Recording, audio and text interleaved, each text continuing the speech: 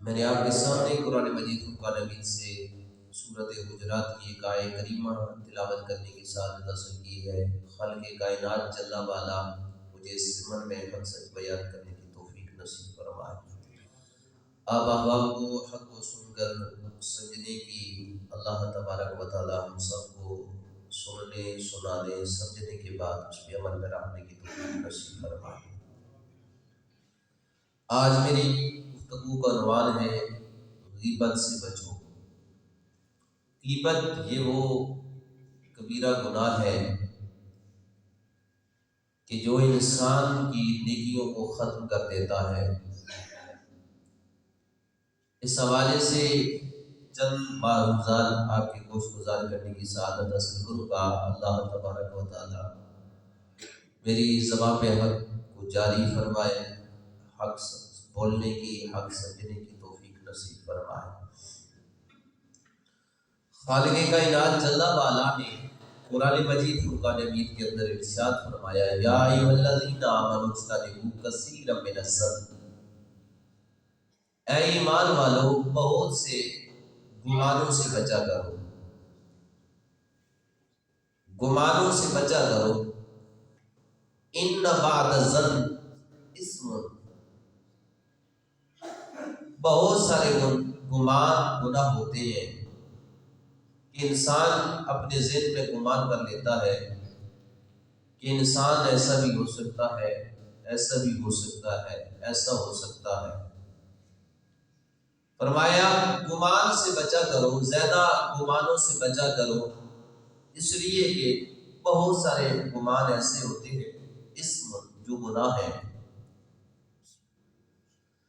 آگے فرمایا وَلَا تَجَسَّسُوا، پوشیدہ باتوں کی جستجو میں نہ رہا کرو، پوشیدہ باتوں کی ٹو میں نہ رہا کرو، کسی انسان کی پوشیدہ باتوں کو تلاش کرنے کی کوشش نہ کیا کرو۔ وَلَا يَغْتَبْ بَعْضُكُمْ بَعْضًا، تم میں سے کوئی کسی دوسرے کی غیبت نہ کیا کرے، ایک دوسرے کی غیبت نہ کیا کرو۔ أَيُحِبُّ أَحَدُكُمْ أَن يَأْكُلَ لَحْمَ أَخِيهِ مَيْتًا، خالق کائنات جل وعلا نے غیبت کی مثال دیتے ہوئے ارشاد فرمایا کیا تم میں سے کوئی آدمی اس بات کو پسند کرتا ہے کہ وہ اپنے بھائی کا مردہ حالت میں اس کا گوشت کھائے؟ فَكَرِهْتُمُوهُ، تم اسے ناپسند کرتے ہو۔ خالق کائنات نے یہ بیان کر دیا تو اسے ناپسند کرتے ہو کہ تم اپنے بھائی کا اس حال میں کہ وہ مردہ ہو تم اس کا گوشت کھاؤ، تم اس بات کو، اس عمل کو ناپسند کرتے ہو۔ وَاتَّقُوا اللَّهَ، اللہ سے ڈر جاؤ۔ ان اللہ تواب رحیم، بے شک اللہ توبہ قبول کرنے والا، بخشنے والا ہے۔ میرے آقا کریم صلی اللہ علیہ وسلم کے غلاموں اس آیت کریمہ کے اندر خالق کائنات نے 3 بڑے گناہوں سے انسان کو بچنے کا حکم دیا۔ پہلے نمبر پر بدگمانی سے بچو۔ اپنے ذہن میں انسان کسی کے بارے میں کچھ تصور کر لے کہ انسان یہ کر سکتا ہے، اس نے یہ کیا ہوگا، یہ ایسا ہوگا۔ پہلا گناہ یہ ہے کہ بدگمانی سے بچو، کسی مسلمان کے بارے میں بدگمانی نہ کیا کرو، اس لیے کہ بدگمانی یہ سب سے جھوٹی بات ہوتی ہے۔ اور دوسرا گناہ یہ خالق کائنات نے اس سے بچنے کا حکم دیا وَلَا تَجَسَّسُوا، مسلمانوں میں سے کسی مسلمان کی، کسی بھائی کی پوشیدہ باتوں کی جستجو میں نہ رہا کرو، اس کی پوشیدہ باتوں کو تلاش کرنے کی کوشش نہ کیا کرو، اس کے عیبوں کو تلاش کرنے کی کوشش نہ کیا کرو۔ اور تیسرا گناہ فرمایا وَلَا يَغْتَبْ بَعْضُكُمْ بَعْضًا، تم میں سے کوئی آدمی کسی دوسرے کی غیبت نہ کیا کرے۔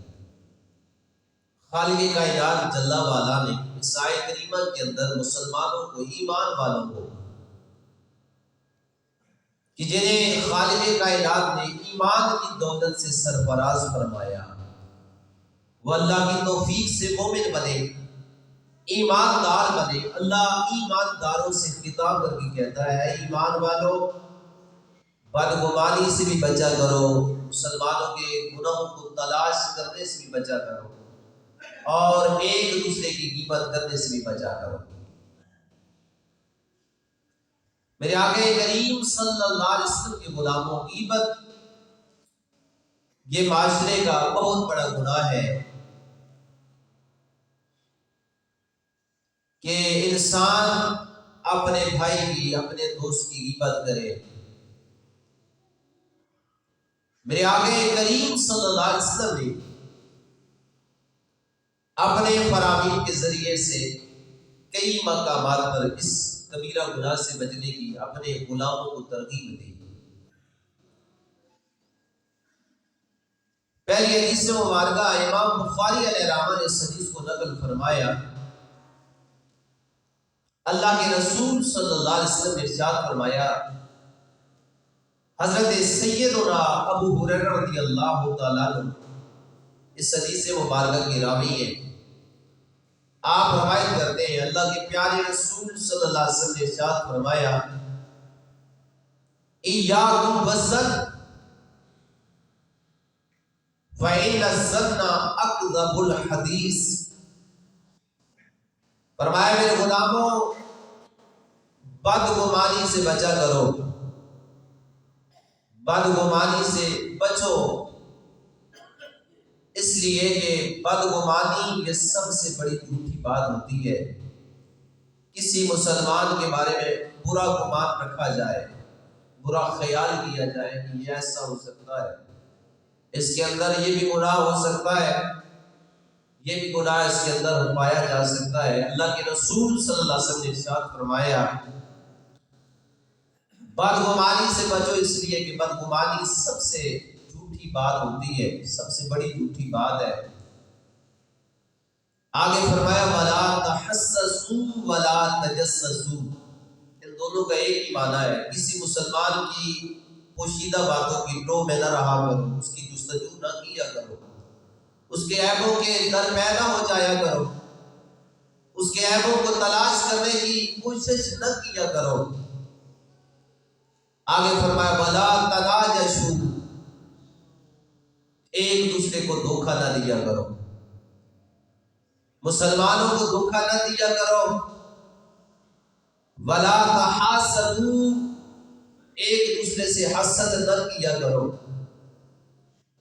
میرے آقا کریم صلی اللہ علیہ وسلم نے ارشاد فرمایا حسد نہ کیا کرو، اس لیے حسد نیکیوں کو ایسے کھا جاتا ہے جیسے آگ لکڑی کو راکھ بنا دیتی ہے۔ فرمایا حسد بھی نہ کیا کرو۔ وَلَا تَبَاغَضُوا، ایک دوسرے سے بغض بھی نہ رکھا کرو۔ میرے آقا کریم صلی اللہ علیہ وسلم نے ایک اور مقام ارشاد فرمایا، حضرت سیدنا زبیر رضی اللہ عنہ روایت کرتے ہیں،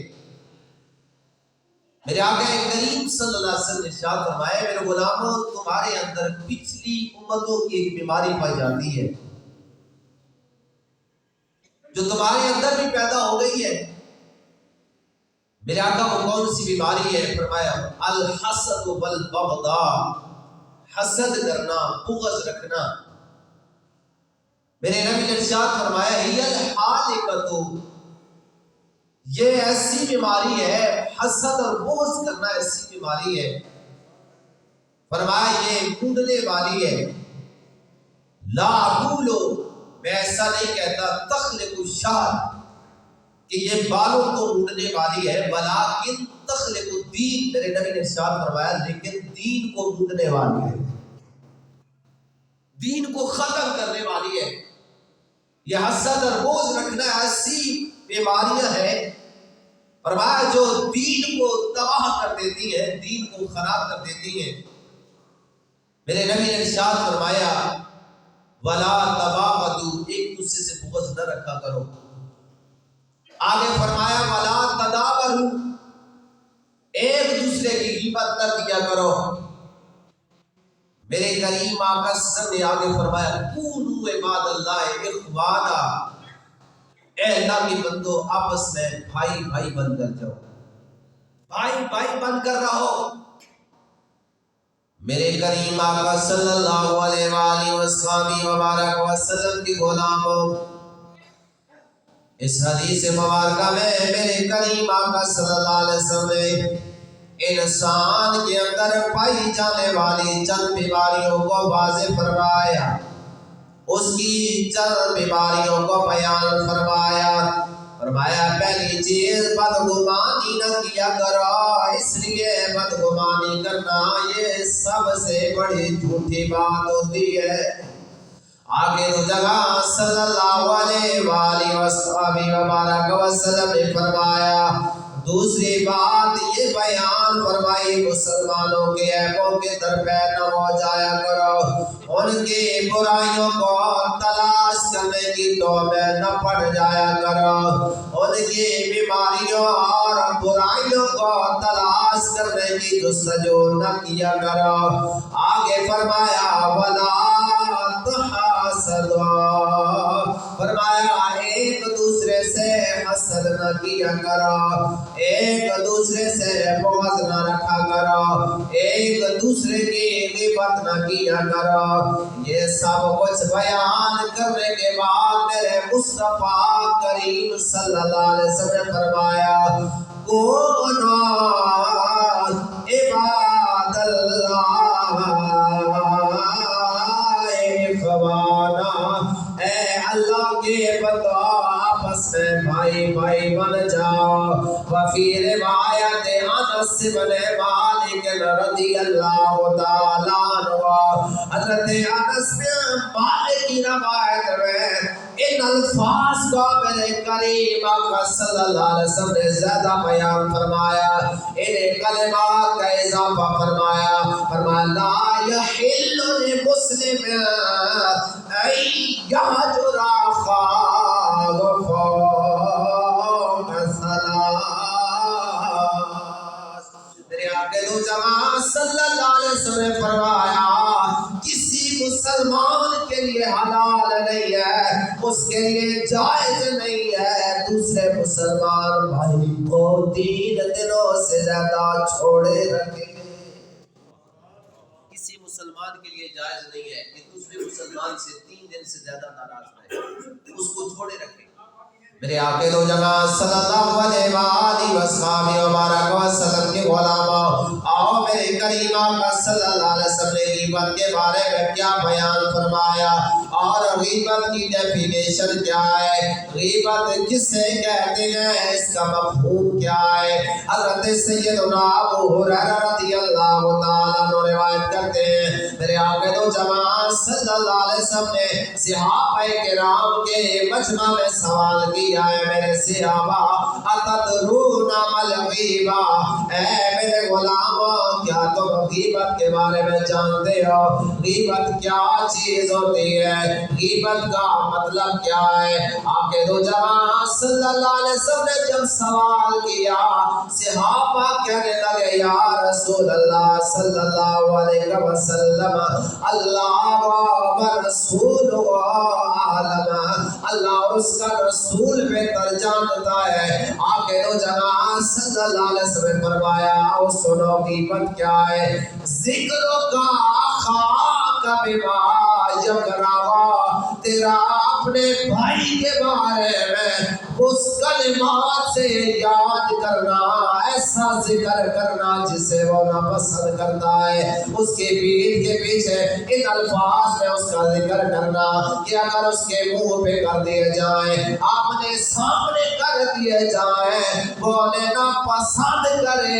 میرے نبی نے ارشاد فرمایا یہ کسی کے پیٹھ پر کرنا غیبت ہے۔ یہ غیبت ہے کہ اگر اس کے منہ پہ کر دیا جائے تو اسے ناپسند سمجھے، اسے ناپسند کرے، فرمایا یہ غیبت ہے۔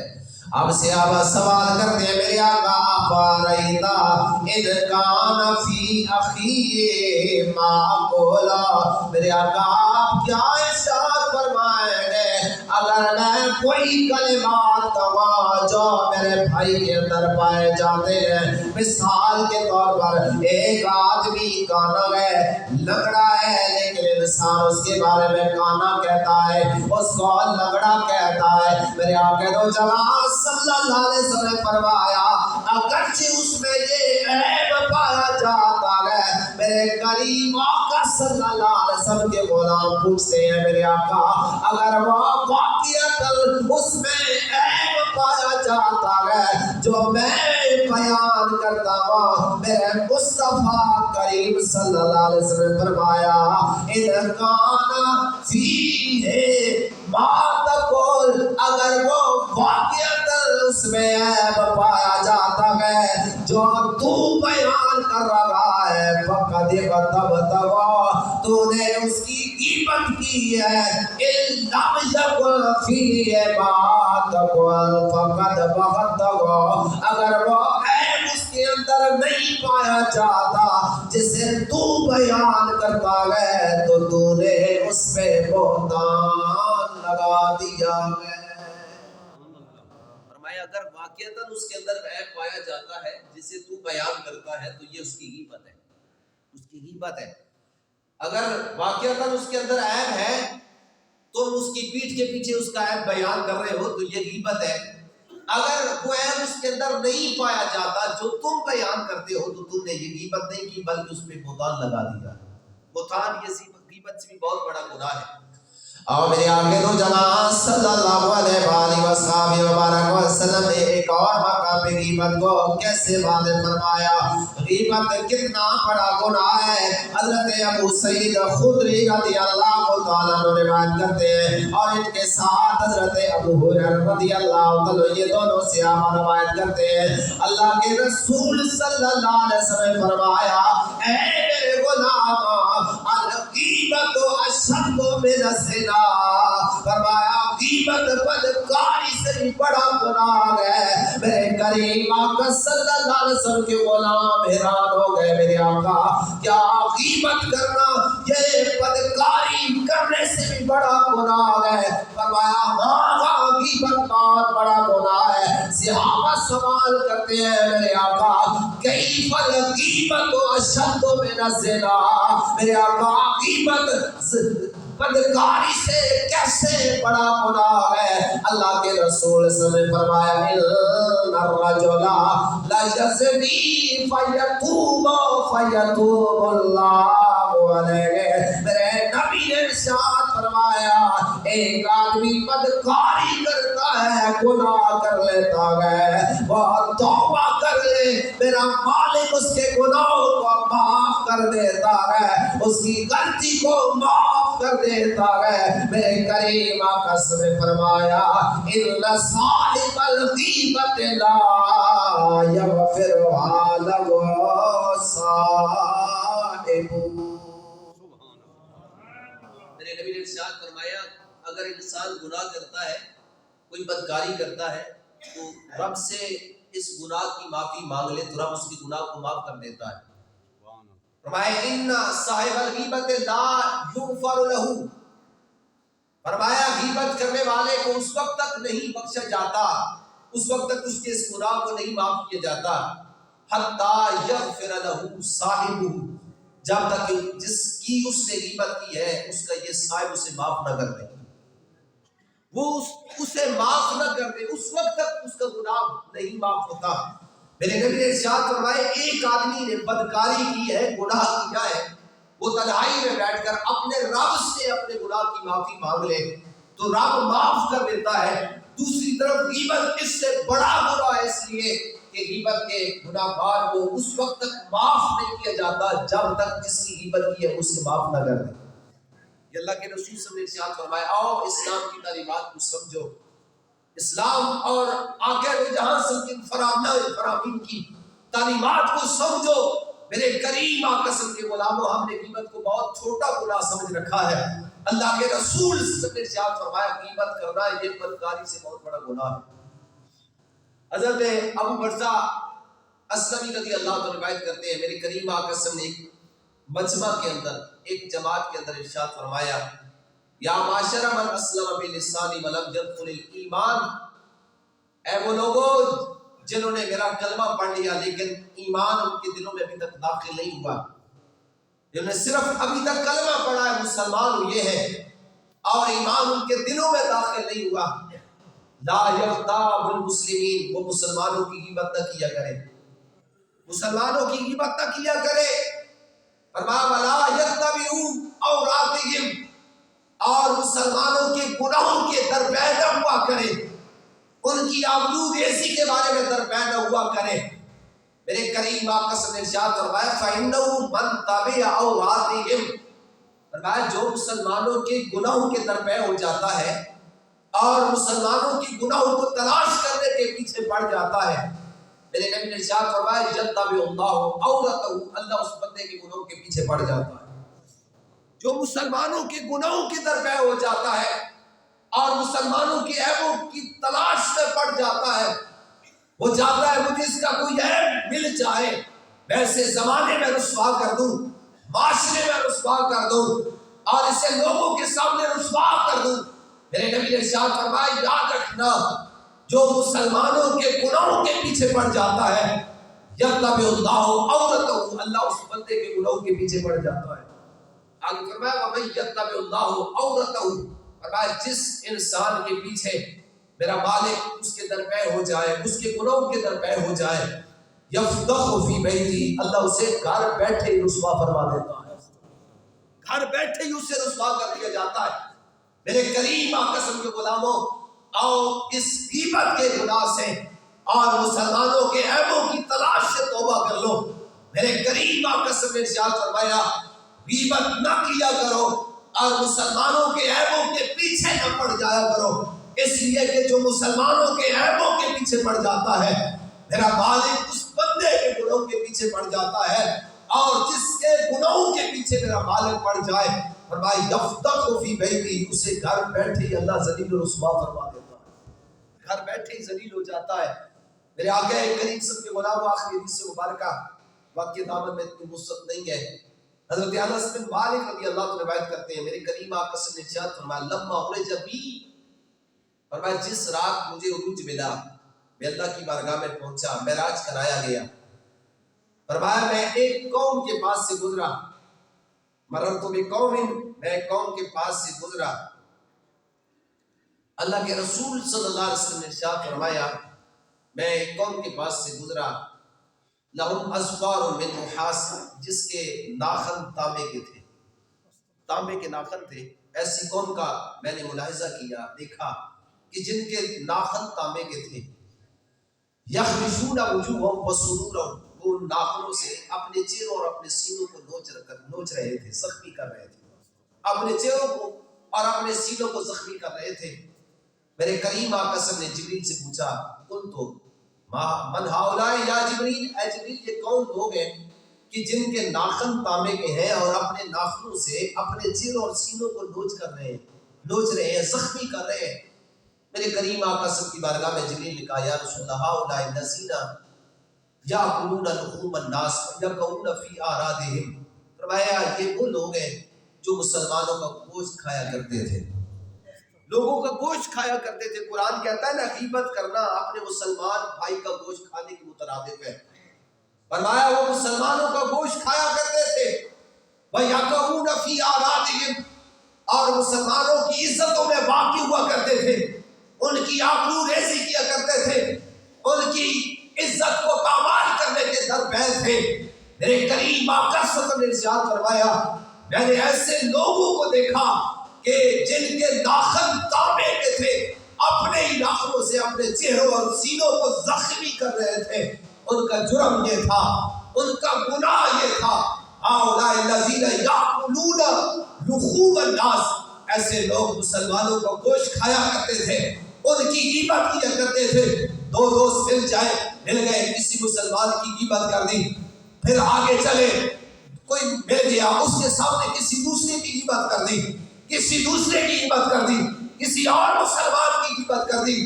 آؤ ایسا دھندا کرنے والوں، میرے قریب آ کر ارشاد فرمایا جو مسلمانوں کا گوشت کھاتے ہیں، مسلمانوں کی آپ روریزی کرتے ہیں، ان کی عزتوں میں واقع ہوتے ہیں، ان کی عزتوں کو پامال کرتے ہیں، ان کی غیبت کرتے ہیں، میرے قریب آقا صلی اللہ علیہ وسلم نے ارشاد فرمایا میں نے اپنی آنکھوں سے دیکھا ہے ان کے داخل تانبے کے تھے، اپنے ہی ناخنوں سے اپنے چہروں اور سینوں کو زخمی کر رہے تھے۔